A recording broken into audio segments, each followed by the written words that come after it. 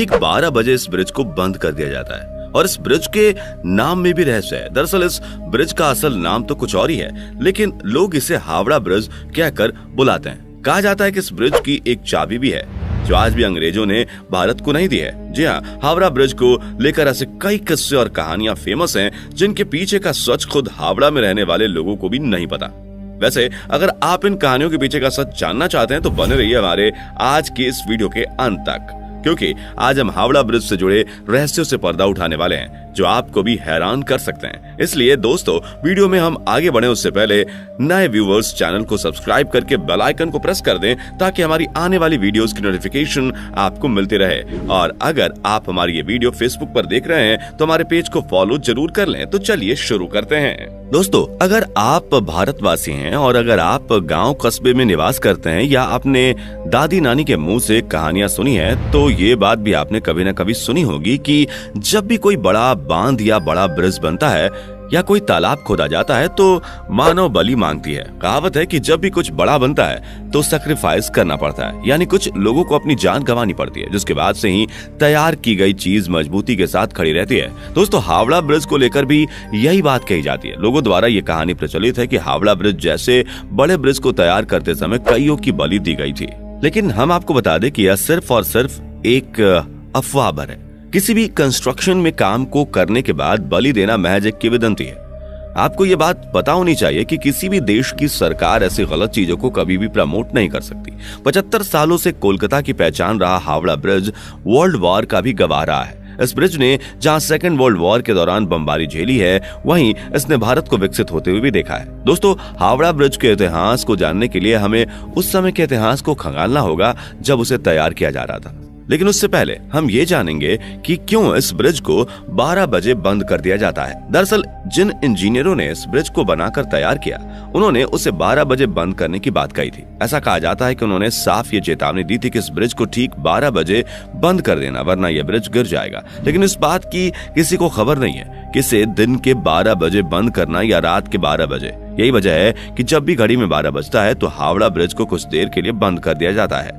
वहीं अभी हमने आपको थोड़ी देर पहले वीडियो में बताया कि हावड़ा ब्रिज के बारे में कहा जाता है कि इसकी एक चाबी भी है जो अब तक अंग्रेजों ने भारत को लौटाया नहीं है। दरअसल उस चाबी को लेकर लोगों का कहना है कि उस चाबी की मदद से ब्रिज को खोला जा सकता है। जी हाँ, कहने का मतलब ये है कि इस ब्रिज को कुछ इस तरह से डिजाइन किया गया था कि जब बड़े जहाजों को इस ब्रिज के नीचे से गुजरना हो तो इसे बीच से खोला जा सके और फिर जहाज के जाने के बाद इसे दोबारा बंद किया जा सके। यानी हम और आप कह सकते हैं कि ब्रिटिशर्स ने इस ब्रिज को एक बेहद ही एडवांस तकनीक से तैयार किया था। वैसे चाबी वाली ये बात कितनी सच है, इसका आज तक कोई पुख्ता सबूत नहीं है। अगर इस ब्रिज के इतिहास को खंगाला जाए तो पता चलता है कि इसे साल 1942 में बनाकर तैयार किया गया था और इसे 3 फरवरी 1943 को जनता के लिए खोल दिया गया था। आपको जानकर गर्व होगा कि जब यह ब्रिज बनकर तैयार हुआ तो उस समय यह ब्रिज पूरी दुनिया में अपनी तरह का तीसरा सबसे लंबा ब्रिज था।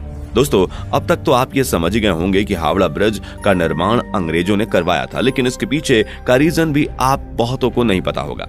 दरअसल उस समय कोलकाता और हावड़ा के बीच हुगली नदी पर कोई भी ब्रिज नहीं हुआ करता था। लोग एक से दूसरी ओर आवागमन के लिए नावों का इस्तेमाल किया करते थे। लेकिन साल 1871 में हावड़ा ब्रिज एक्ट पास होने के बाद साल 1874 में हुगली नदी के ऊपर 22 लाख रुपए लागत से एक पीपे का पुल तैयार कराया गया। हालांकि साल 1906 में जब हावड़ा स्टेशन बना तो इस पुल पर लोगों की आवाजाही बंद हो गई। लोगों को किसी प्रकार का खतरा ना हो, इसलिए इस पुल को हटाकर यहाँ एक फ्लोटिंग पुल बनाने का डिसीजन लिया गया।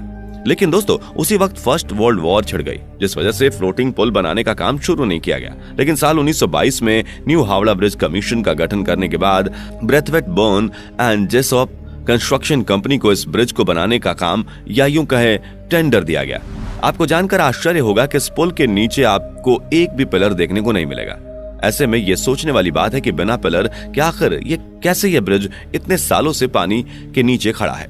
आपको बता दें कि इसके पीछे की वजह है कि नदी के दोनों किनारों पर बने 280 फीट ऊंचे ये 2 खंभे, जिसके ऊपर यह ब्रिज सालों से टिका हुआ है। जी हाँ, आपने बिल्कुल सही सुना, पूरा का पूरा हावड़ा ब्रिज नदी के दोनों किनारों पर बने 280 फीट ऊंचे इन खंभों पर टिका हुआ है। कहा जाता है कि अंग्रेजों ने इस ब्रिज को बनाते समय यह सख्त इंस्ट्रक्शन दिया था कि ब्रिज चाहे जैसा भी बनकर तैयार हो, लेकिन इसके नीचे पिलर नहीं होने चाहिए ताकि ब्रिज के नीचे से निकलने वाले नावों को किसी भी प्रकार की तकलीफ ना हो।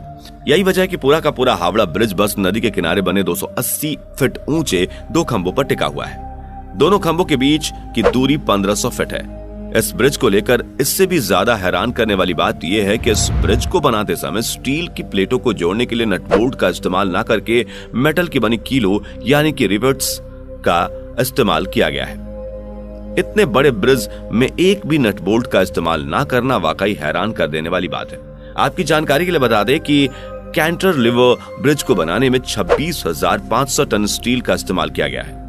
जिन्हें नहीं पता बता दें कि कैंटिलीवर ब्रिज का ही एक प्रकार है और हावड़ा ब्रिज कैंटिलीवर टाइप का ब्रिज है। उस समय हावड़ा ब्रिज को तैयार करने में लगने वाले 26,500 टन स्टील में से कुल 23,500 टन स्टील की सप्लाई खुद टाटा स्टील ने की थी। ऐसे में हम और आप कह सकते हैं कि हावड़ा ब्रिज के निर्माण में टाटा स्टील कंपनी का बहुत बड़ा योगदान है। दोस्तों, इतना सब कुछ जानने के बाद अब आप में से बहुतों के दिमाग में ये ख्याल आ रहा होगा कि क्या आज भी हावड़ा ब्रिज पूरी तरह से मजबूत है? तो दोस्तों, इसका जवाब है कि शायद नहीं, और इसके लिए हम इंसान खुद ही जिम्मेदार हैं। दरअसल बंगाल के लोग पान खाने के काफी शौकीन होते हैं। साल 2011 में एक रिपोर्ट सामने आई थी जिसमें यह कहा गया था कि ब्रिज पर पान व तंबाकू थूकने की वजह से यह ब्रिज धीरे धीरे खराब हो रहा है। जिन खंभों पर पुल टिका है उनमें से कुछ के आधार की मोटाई पिछले कुछ सालों में आधी हो गई है। इस रिपोर्ट के बाद इस पुल को बचाने के लिए स्टील के पायों को नीचे से फाइबर ग्लास से ढका गया है, जिसमें लगभग 20 लाख रुपए खर्च हुए थे। वैसे आपको बता दें कि इंसानों के अलावा पक्षियों से भी इस ब्रिज को काफी खतरा पहुंच रहा है। दरअसल पक्षियों ने इस ब्रिज को अपना बसेरा बनाया हुआ है। यहाँ पर ये गंदगी फैलाते हैं जिससे ब्रिज को केमिकल लॉस हो रहा है। ब्रिज को बचाने के लिए ब्रिज के ऊपर से पक्षियों की गंदगी को साफ करने के लिए सरकार हर साल 5 लाख रुपए खर्च करती है। वहीं ब्रिज को जंग से बचाने के लिए इसे समय समय पर पेंट भी किया जाता है। इस पूरे ब्रिज को पेंट करने में 65 लाख रुपए का खर्च आता है। वैसे आप यह भी बात जानकर हैरान रह जाओगे कि हावड़ा ब्रिज दुनिया का एकमात्र ऐसा ब्रिज है जिसका अब तक उद्घाटन नहीं किया गया है। जी हाँ, दरअसल जब ये ब्रिज बनकर तैयार हुआ था उस समय सेकेंड वर्ल्ड वॉर चल रहा था। चारों तरफ तबाही का मंजर था, इसलिए उस वक्त यह फैसला किया गया कि इस ब्रिज को बिना किसी उद्घाटन समारोह के ही चालू कर दिया जाए। उस समय ऐसा किया भी गया। इससे बिना उद्घाटन के ही लोगों के लिए खोल दिया गया। दोस्तों, हावड़ा ब्रिज न सिर्फ उस समय बल्कि आज भी पूरे भारत की शान है।